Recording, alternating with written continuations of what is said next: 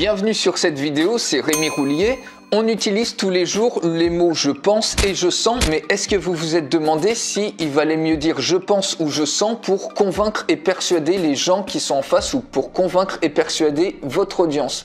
Alors, il y a les psychologues qui sont spécialisés dans le social et dans les consommateurs, dans le comportement des consommateurs, qui s'appellent Nicole Meyer et Zachary Tormala, donc de l'université de Stanford, qui ont fait une expérience pour voir s'il valait mieux dire je pense ou s'il valait mieux dire je sens pour être plus convaincant. Alors, qu'est-ce qu'ils ont fait? Ils ont créé deux groupes et ils ont proposé à chacun des groupes un message de promotion pour donner son sang. Dans le premier groupe, c'était un message qui disait « Je pense que donner son sang est une contribution très importante » et dans le deuxième groupe, ils ont mis le même message mais au lieu de dire « Je pense », c'était « Je sens que donner son sang est une contribution très importante », etc.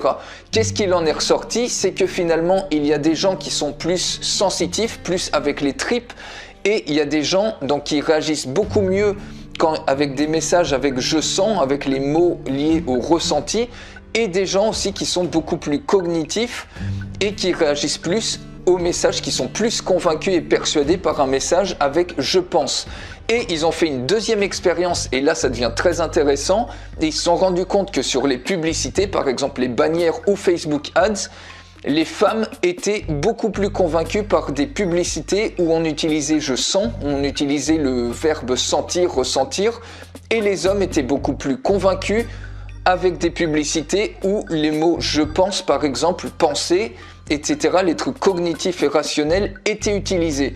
Donc ce qu'il faut savoir pour vous, par exemple pour votre audience, pour avoir davantage de résultats, notamment sur vos publicités, c'est de très bien connaître d'abord votre audience, savoir est-ce que elle est davantage composée de gens qui sont dans le ressenti, dans les tripes, ou davantage composée de gens qui sont plus cognitifs. Et aussi, si votre audience est essentiellement constituée par exemple de femmes à 90%, ça va être d'utiliser dans vos publicités « je sens », enfin quelque chose qui est lié au ressenti.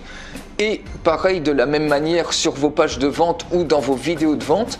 Et au contraire, si vos produits, si vos publicités, elles s'adressent essentiellement à une audience faite d'hommes, par exemple à 80 ou 90% d'hommes, ça va être d'utiliser « je pense ».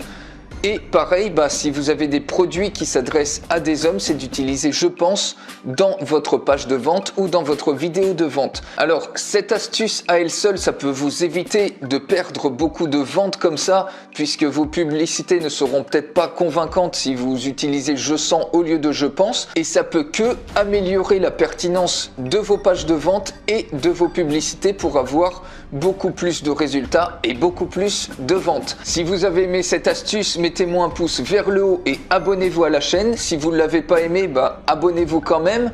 Et n'hésitez pas à me dire dans les commentaires qui sont juste en dessous de la vidéo, qu'est-ce que vous aimeriez, de quoi vous aimeriez qu'on parle ensemble, de quels sont vos problèmes et qu'est-ce que vous voulez qu'on aborde ensemble.